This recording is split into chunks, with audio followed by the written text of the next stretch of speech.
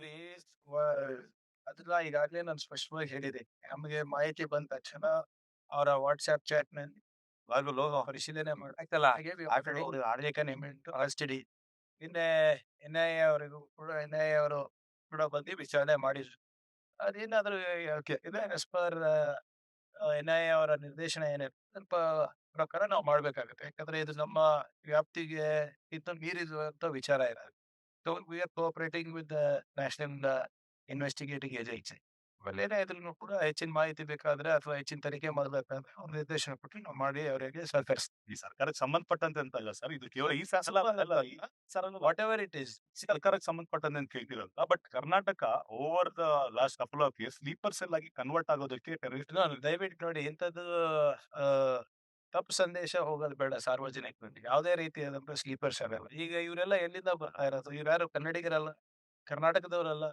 ಉತ್ತರ ಪ್ರದೇಶದಿಂದ ಇರ್ಬೋದು, ಮಧ್ಯಪ್ರದೇಶದಿಂದ ಇರ್ಬೋದು, ಈ ಬೇರೆ ಕಡೆಯಿಂದ ವಲಸೆ ಇಲ್ಲಿ ಕೆಲ್ಸಕ್ಕೆ ಬರ್ತಾ ಇದ್ದಾರೆ. ಯಾಕಂದ್ರೆ ಇಲ್ಲಿ ನಾವು ಉದ್ಯೋಗ ಅವಕಾಶವನ್ನ ಕಲ್ಪಿಸ್ಕೊಡ್ತಾ ಇದೀವಿ, ಸೃಷ್ಟಿ ಮಾಡ್ತಾ ಇದೀವಿ. ಇಲ್ಲಿ ಅವರಿಗೆ ಒಂದು ಬದುಕ ಸಿಗುತ್ತೆ ಅಂತ ಬರ್ತಾ ಇದ್ದಾರೆ. ಅಂದ್ರೆ ಇವರು ಇಂಥ ಚಟುವಟಿಕೆಗಳಲ್ಲಿ ಇರ್ತಾರೆ ಅಂದ್ಬಿಟ್ಟು ಯಾರಿಗೂ ಗೊತ್ತಾಗೋದಿಲ್ಲ. ಅಂಟಿಲ್ ಅಂಡ್ ಅನ್ಲೆಸ್ ನಮ್ಗೆ ಯಾವ್ದಾದ್ರು ಒಂದು ಲೀಡ್ ಸಿಗತ್ತೆ. ಅದರಿಂದ ಇದೇನ್ ಸ್ಲೀಪರ್ ಸೆಲ್ಲು ಅದು ಇದು ಅಂತ ಇಲ್ಲ. ನಮ್ಮಲ್ಲಿ ನಮ್ಮ ಇಂಟ್ ಇರ್ಬೋದು ಅಥವಾ ನಮ್ಮ ಸಿಬ್ಬಂದಿಗಳಿಗೆ ಇದಕ್ಕೆಲ್ಲಾನು ಕೂಡ ಒಂದು ಆ, ಬಹಳ ಸ್ಟ್ರಿಕ್ಟ್ ಆಗಿ ಇದನ್ನ ವಿಜಿಲೆನ್ಸ್ ನಾವು ಮಾಡ್ತಾ ಇದ್ದೇವೆ. ವಿಜಿಲೆನ್ಸ್ ಆಗಿದೆ ಮತ್ತೆ ಯಾವ್ದು ಕೂಡ ನಮ್ಮ ಕರ್ನಾಟಕ ಸ್ಲೀಪರ್ ಸೆಲ್ ಇಲ್ಲ ಮತ್ತೆ ಸ್ಲೀಪರ್ ಸೆಲ್ ಆಗೋದ್ ಬಿಡೋದು ಇಲ್ಲ. ಒಂದು ಪೊಲಿಟಿಕಲ್ ಅಫೇರ್ಸ್ ಕಮಿಟಿ ಒಂದು ಸಪರೇಟ್ ಮಿನಿಸ್ಟ್ರಿ ಮಾಡಬೇಕು ಅನ್ನೋ ಒಂದು ಆಲೋಚನೆ ಆರಂಭ ಆಗಿದೆ. ಸೊ ದಟ್ ಮಿನಿಸ್ಟರ್ಗಳು ಹಾಗೂ ಕ್ಯಾಬಿನೆಟ್ ನಡುವೆ ಸಮನ್ವಯತೆಗೆ ಯಾವ್ದಾದ್ರು ಹೊಸ ಯೋಜನೆ ತರಬೇಕಿತ್ತು ಅದಕ್ಕೆ ಒಬ್ಬ ಇರ್ಲಿ ಅನ್ನೋ ತರ ಮಾತುಕತೆ ನೋಡಿ ಅದು ನಾನೇನು ಮುಖ್ಯಮಂತ್ರಿಗಳಿಗೆ ವಿವೇಚನೆಗೆ ಬಿಟ್ಟಂತ ವಿಚಾರ. ಆದ್ರೆ ಅದ್ರ ಬಗ್ಗೆ ಹೆಚ್ಚು ಮಾಹಿತಿ ಮೌಗಿನ್ ಸರಿ. ಕ್ಯಾಬಿನೆಟ್ ಎಕ್ಸ್ಪಾನ್ಷನ್ ಯಾವಾಗ ಆಗಬಹುದು ಅನ್ನೋ ಸಾಮಾನ್ಯ ಪ್ರಶ್ನೆ ಈಗ ಎಲ್ರಿಗೂ ಕೇಳ್ತಾ ಇದೆ.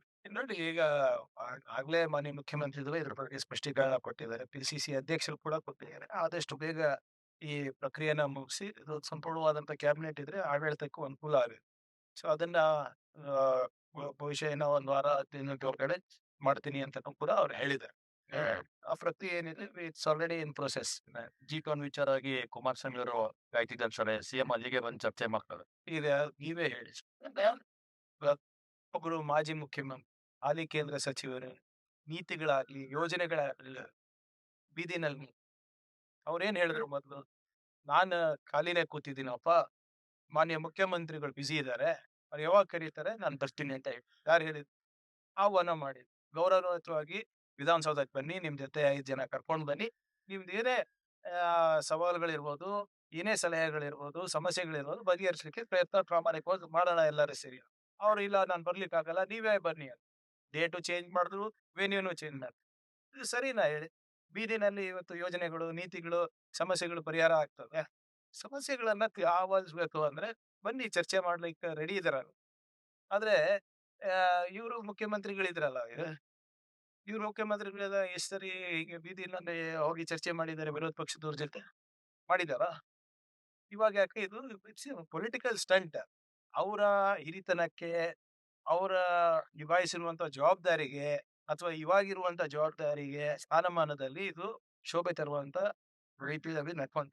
ರೈತರ ಸಮಸ್ಯೆನ ರೈತರ ಮುಂದೆನೆ ಮಾತಾಡೋಣ ಎಲ್ರಿಗೂ ಸರ್ ಎಷ್ಟೋ ಈಗ ಈ ರೈತರ ಸಮಸ್ಯೆ ಇರ್ಬೋದು, ಕಾರ್ಮಿಕರ ಸಮಸ್ಯೆ ಇರ್ಬೋದು, ಮಹಿಳೆಯರ ಸಮಸ್ಯೆ ಇರ್ಬೋದು, ಯುವಕರ ಸಮಸ್ಯೆ ಇರ್ಬೋದು, ಯಾವತ್ತಾರ ನೀವು ಬೀದಿನಲ್ಲಿ ಚರ್ಚೆ ಮಾಡಿದಾರ?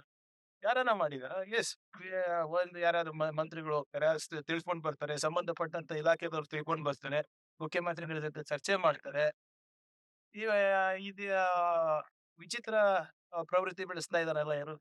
ಫಸ್ಟ್ ಆಫ್ ಆಲ್ ನೀವು ಬಿಸಿ ಇದೀರಾ, ನೀವು ಕರೆದಿದ್ದ ಡೇಟಿಗೆ ಬರ್ತೀವಿ ಅಂತ ಹೇಳಿ ಕರೆದ್ರೆ, ಇಲ್ಲ ನನ್ಗೆ ಈ ಡೇಟ್ ಆಗಲ್ಲ, ಬೇರೆ ಡೇಟ್ ಕೊಡ್ತೀನಿ, ಇವ್ರ ಸಮ್ಮುಖದಲ್ಲೇ ಆಗ್ಬೇಕು, ಅವ್ರ ಸಮ್ಮುಖದಲ್ಲೇ ಆಗ್ಬೇಕು ಅಂದ್ರೆ ಏನಿದು?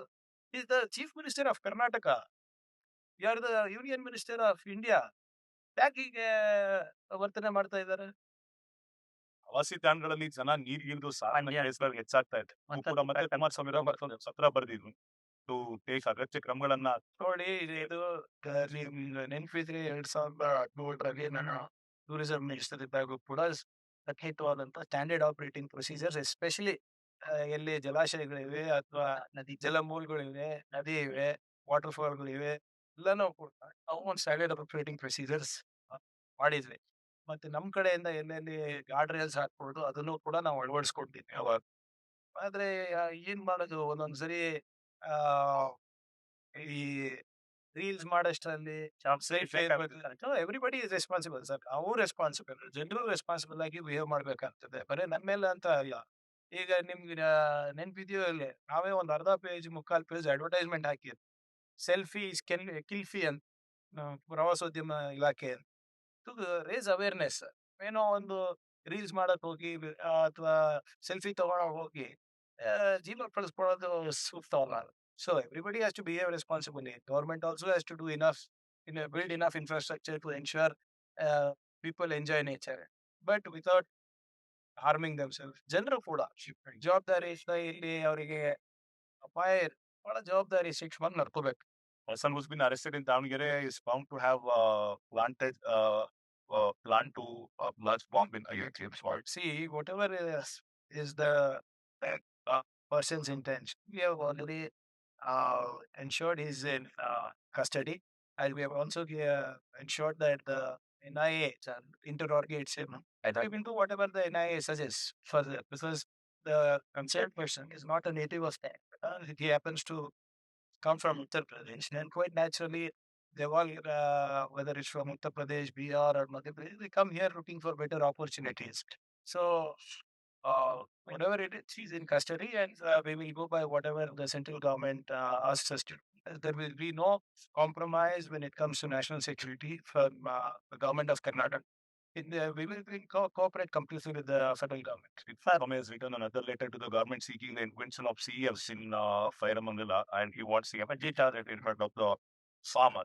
So, see, this is very unbecoming of a union minister to call the chief minister to discuss policy matters or schemes or projects on the road. I mean, he was the one who said that the chief minister is busy. I will be more than happy to come wherever the chief minister calls. And that's why the chief minister wrote to Mr. Kumaraswamy saying that please come to Vidhan Sabha, bring 5 people along with you. That could be farmers or that could be lawyers or anybody whom you deem fit. We will have a discussion, try to sort out whatever issues that you are raising. But post that, Mr. Kumaraswamy says that he rejects CM's letter and says, no, I want you to come on this date to this place. That's very unbecoming of a union minister. He's been a former chief minister. Was this the way he got things done that time? On the streets? Can policy matters, projects be discussed on the streets? And should it be discussed on the streets? Yes, you are. If you are well aware of the problems of the farmers, well aware of the problem of the people of it, please come and discuss. Who's stopping you? And being a union minister, you're you're not upholding the dignity of your chair, nor are you upholding the dignity of the chief minister's chair. Regarding the Rama Mandira, theft of donation meant by devotee. So when is the prime minister doing a Mann Ki Baat on this? The Pran Pratishthapan was done by the prime minister. Inauguration was done by the prime minister. How do you know that the Ram temple donation misappropriation also money has not gone to him? Where is the prime minister's voice now? Where is Mr. Yogi Adityanath's voice now? I heard a statement yesterday. Do not